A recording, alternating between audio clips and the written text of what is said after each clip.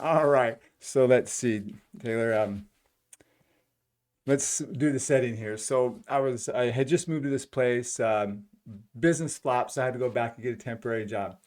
I got into the community, and I was kind of working my way in towards the health department, and but it failed.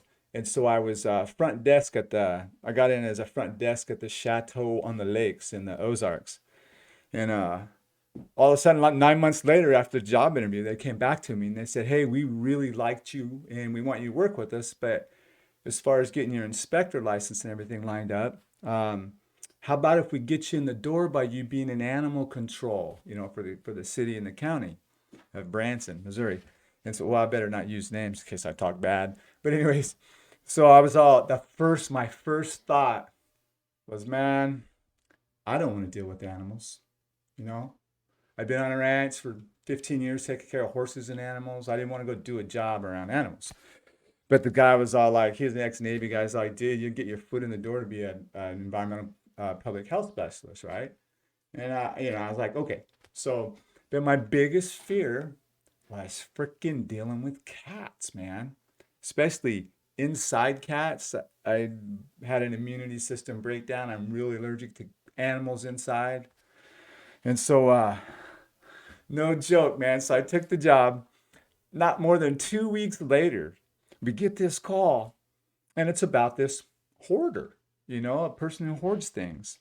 And a long story short, I had to do hoarding psycho work with the state and talk with this guy and work with the local police department and everything, do all the legal stuff for him to allow us to come into his house and help him with this massive health issue of cat hoarding. I guess his wife had passed. He was an old Air Force guy, and kind of felt for him, so I did all I could. And so, anyways, they finally came to this. We knock on the door. I had an officer. I was only on the job, just like my first night alone. My worst nightmare. I mean, it's like, boom. God just delivered me up my biggest fear right of the whole job. Knock on the door. The soul man answers it. He let us in. We told him what we were there. He had a lot of hassle up to this point. I had an officer with me. I didn't even know how to write a ticket, right? Um, we start counting, and he has 38 cats. He's got this beautiful home. He lives downstairs and leaves the doors open in the back, and he just brings in bags of cat food and rips them open in the middle of the floor. It's been going on for years, right? He had 38 live cats. And so we went in there and we started talking to him about the situation and possibly him getting help. His daughter was actually the one that called us. And funny, man, it was crazy funny. There's a million. If you hated cats, this was the worst place you'd ever want to be. And so then we also heard rumor that he had such a hard time departing from them that he couldn't bury them.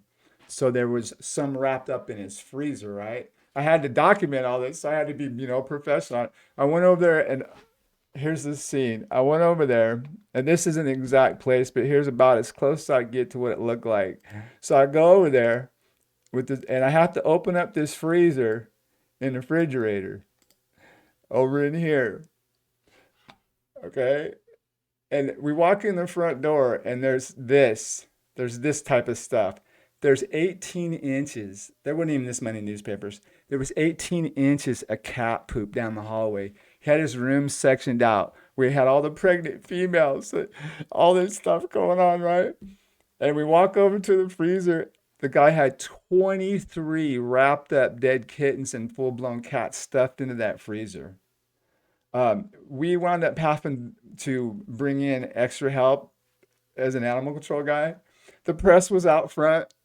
Um, I was in there and I had roped so many horses, without hurting them, right? We weren't supposed to use the wire thing on them.